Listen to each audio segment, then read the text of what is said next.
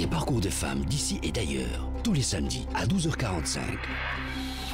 Elle, votre rendez-vous sur Radio 2M avec Nadia Anwar, en partenariat avec le comité Parité et Diversité de 2M.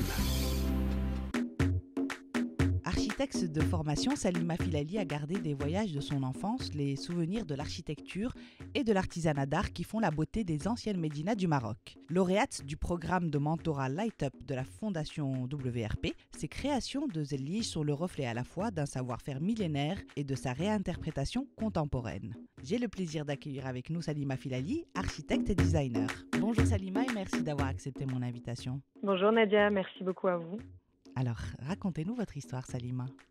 Alors, je suis née en France et j'ai grandi en France. Je suis l'aînée d'une petite famille, j'ai une petite sœur. Ma maman est franco-berbère du Sud et mon papa est fessi. Et on a grandi en France, dans la région parisienne. Comment se sont déroulées vos études? Est-ce que vous aviez des rêves de petite fille, de carrière? J'ai eu mon baccalauréat donc en France. J'ai passé un bac scientifique S. J'avais pas forcément le rêve de devenir architecte. Ce sont des projets familiaux qui sont arrivés dans la famille entre 2006 et 2009. Mes parents ont restauré un riad dans la médina de Fès, le riad Alia dans le quartier Batha. Et c'est suite à ces 3 années de restauration que j'ai suivi de très près, que j'ai eu cette envie de me lancer dans l'architecture. À 17 ans, je pars donc en Belgique pour débuter mes études d'architecture. Je passe 3 années à Bruxelles. Ensuite, j'ai l'opportunité en fait de faire un Erasmus et je choisis la Suisse. Alors oui, beaucoup de personnes m'ont demandé pourquoi la Suisse en Erasmus. C'est vrai que c'est pas tout le simplement. Premier choix qui vient. Il y a Voilà, beaux c'est pas pays en l'endroit le plus fun sur Terre, paraît-il. mais en fait, c'est juste que la Suisse, en termes d'architecture, avait des écoles vraiment bien réputées au niveau de l'apprentissage, des structures, des moyens, etc. Et je savais aussi que juste après les études, il y avait beaucoup de travail dans cette branche en Suisse et que j'aurais des possibilités plus vastes, on va dire, que si j'étais restée on sait en Belgique. qu'en France comme en Italie, il y a énormément d'architectes. C'est en Oui. surnombre. Donc, exactement. Donc vous étiez d'abord à Fribourg avant d'aller à Genève, c'est ça? C'est ça. J'ai passé une année à Fribourg, donc c'était l'année de l'Erasmus.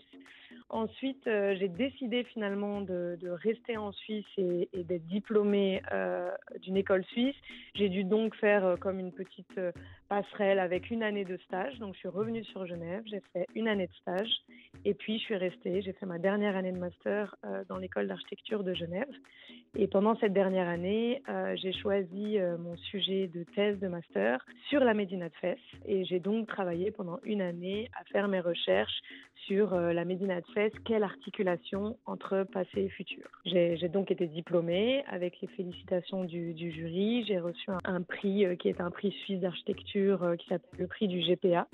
Et j'ai pu, grâce à ce prix, représenter à plusieurs reprises ma thèse pour présenter toutes mes recherches et mon travail sur ce tissu urbain un peu particulier et sur toutes mes recherches d'architecte. Comment s'est fait le déclic pour le design et le Zellige notamment?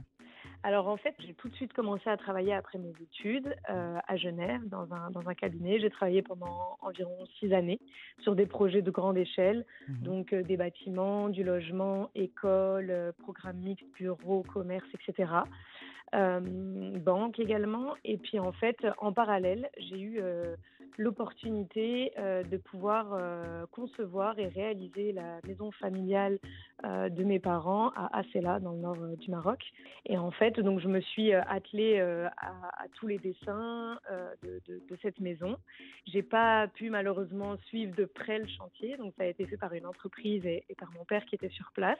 Et la maison d'Asela, c'est vraiment un projet sur lequel j'ai travaillé et qu'on a construit de A à Z.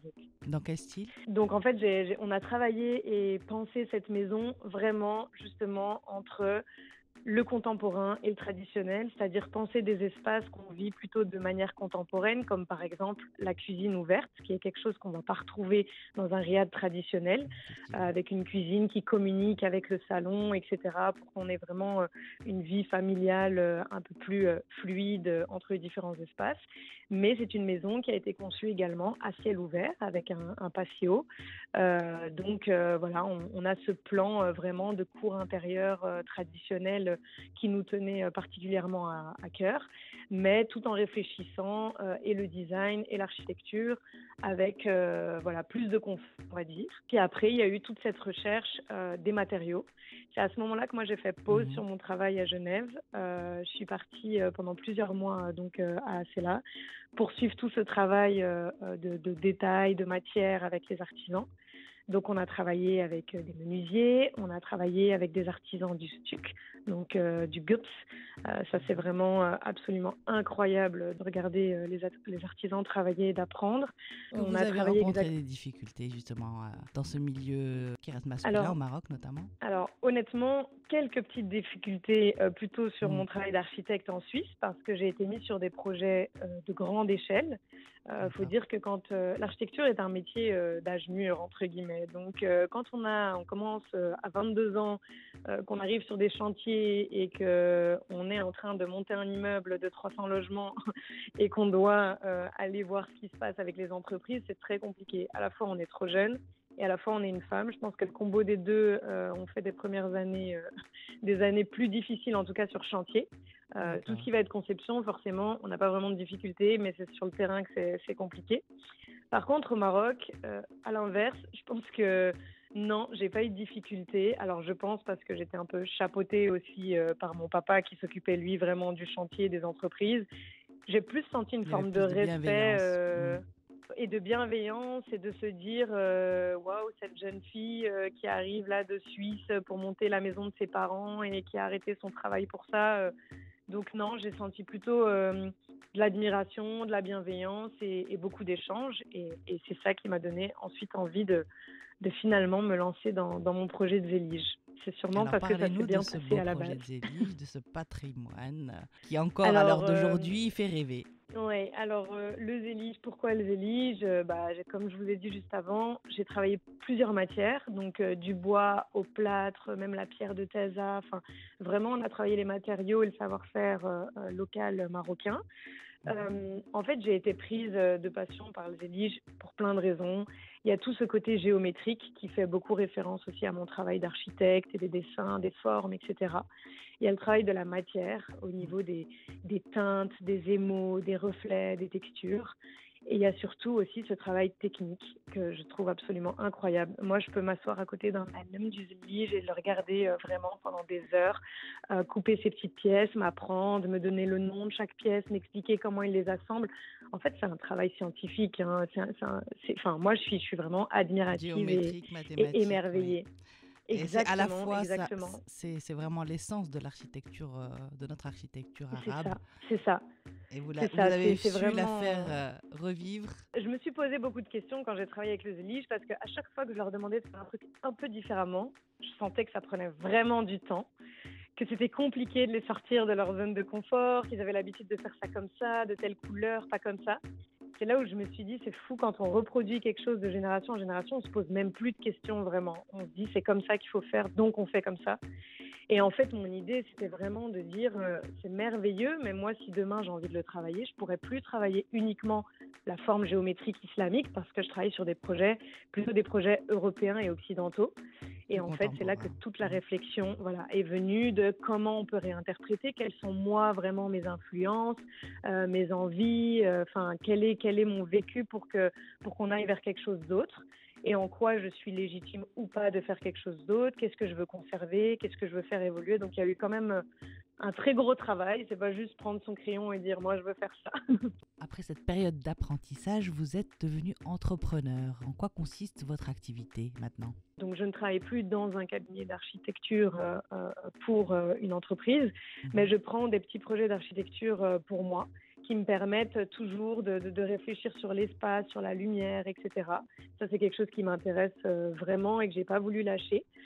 Et en parallèle, justement, il y a tout ce projet de décor en zélige. Donc, comme je l'ai toujours dit, pour moi, c'est pas du revêtement, c'est pas de la surface, c'est vraiment du décor. C'est un peu redonner les lettres de noblesse du zélige au zélige, quand bien même il est contemporain. À la base, c'était un réel décor, c'était pas juste pour carreler la salle de bain. Et donc, c'est pour ça qu'aujourd'hui, je revendique aussi un peu ça, c'est de dire, c'est vraiment de la création, c'est du sur-mesure. Donc, en fait, sur chaque projet que je travaille, j'accompagne mon client, un peu en tant qu'architecte.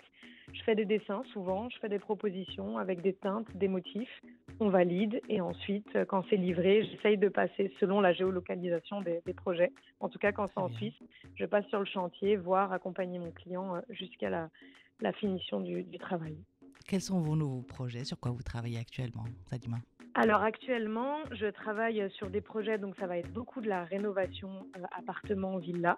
Donc décor de cheminée actuellement, décor dans des salles de bain, WC visiteurs, cuisine.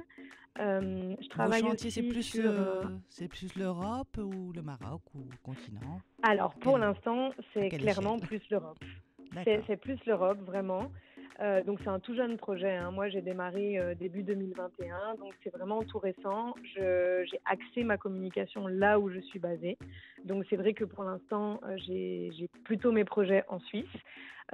J'ai quelques projets en France, entre Paris et Lyon, qui sont aussi arrivés grâce à une exposition assez importante que j'ai faite, qui est l'exposition AD Matières d'Art à Paris, qui a eu lieu au mois de septembre 2021, qui est une exposition qui met en valeur des artisans et des créateurs sur des matières qu'on va nommer vraiment des matières d'art. Donc là, j'ai exposé durant 10 jours. Et c'est là où je me suis un peu plus ouverte, on va dire, au marché français. Et le Maroc, je l'espère, sera la prochaine étape. Merci beaucoup pour votre témoignage, Salima. Merci à vous, Nadia. Merci à vous de nous avoir suivis. Je vous donne rendez-vous samedi prochain pour une nouvelle histoire d'elle.